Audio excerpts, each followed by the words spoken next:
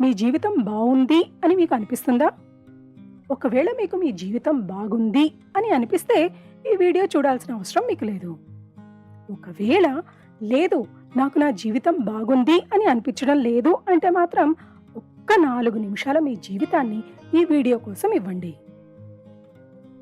ఖాళీ పుస్తకంలో ఈ ప్రపంచంలోకి వచ్చే ప్రతి జీవి ఆలోచన విధానం, వారు ఎదిగిన వాతావరణం, వారి అనుభవాలు, ఆ అనుభవాలను వారు అర్థం చేసుకునే తీరు మీద ఆధారపడి ఉంటుంది.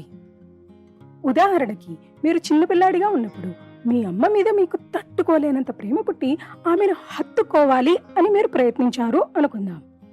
మీ అమ్మ మిమ్మల్ని విసుక్కుని పక్కకు నెట్టేసింది అనుకోండి. ఆ అనుభవాన్ని చిన్న వయసులో ఉన్న మీ బుజ్జి మెదడు ఎలా అర్థం చేసుకుంటుంది? మా అమ్మకు నేనంటే ఇష్టం లేదు, నేను ముట్టుకున్నా తనకి నచ్చదు అని ఆలోచిస్తుంది.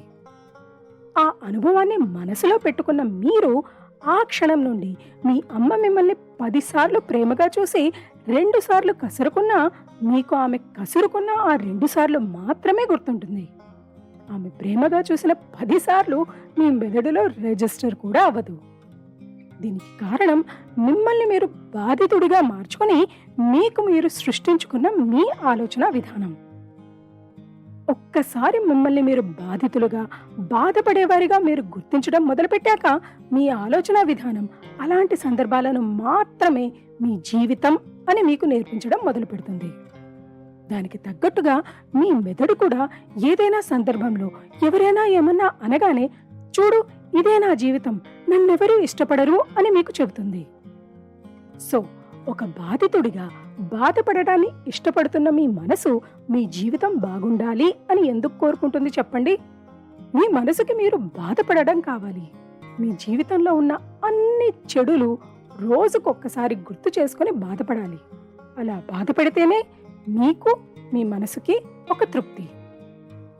అంటే నాకు ఏడవడం సరదా అనుకుంటున్నారా అని కోపం తెచ్చుకోకండి. ఇది మీరు కావాలని తెలిసి చేస్తున్నారు అని నేను అనడం లేదు. పసితనం నుండి మీరు తెలిసి తెలియక ఏర్పరచుకున్న మీ ఆలోచన విధానం మీ జీవితాన్ని మీకే తెలియకుండా చాలా తీవ్రంగా ప్రభావితం చేస్తుంది అంటున్నా. అంతే. మీ జీవితం మారాలి అంటే అన్నిటికంటే ముందు మీరు చేయాల్సిన పని మీది అని మీరు భావిస్తున్న మీ ఆలోచన విధానాన్ని మార్చుకోవడం. మీరు నిజంగా బాధితులు కాదు అని గుర్తించండి. మీరు అనుకున్నంత బలహీనమైన మనిషేమీ కాదు. మీరు మీ సమస్యలన్నీ ఒక పేపర్ మీద రాసి వాటిని ఇన్ని రోజులు ఆలోచిస్తున్న దృష్టితో కాక కొత్త దృష్టికోణంలో ఆలోచించడానికి ప్రయత్నించండి. మొదట్లో మైండ్ పనిచేయదు. పాతదారిలోని ఈ సమస్యకు పరిష్కారం లేదు అని మీకు చెబుతుంది మీ మెదడు. మీ జీవితం ఇంతే, ఇందులో మార్పు లేదు అని మిమ్మల్ని బాధపడవని బలవంత పెడుతుంది. ఆ బలహీనతకి తలవంచకండి. లేదు, నేను బలహీనమైన మనిషిని కాదు, ఈ సమస్యకి ఎట్టి పరిస్థితిలో నేను సమాధానం వెతుకుతాను అని మనసులో దృఢంగా అనుకుని ఆలోచించడం మొదలుపెట్టండి.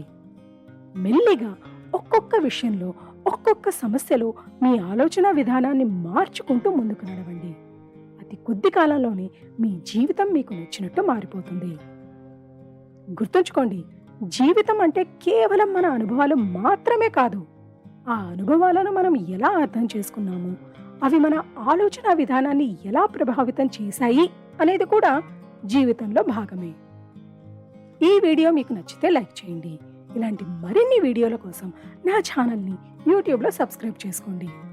పాడ్కాస్ట్లో వింటున్న వారు మంచి రేటింగ్ ఇవ్వండి. మీ సలహాలు, సూచనలు మర్యాదపూర్వకంగా కామెంట్ చేయండి. ఈ వీడియో మీకు ఎంతో కొంత ఉపయోగపడింది అని ఆశిస్తూ త్వరలోనే మరో వీడియోతో మీ ముందుకు వస్తా. అప్పటి వరకు సెలవు.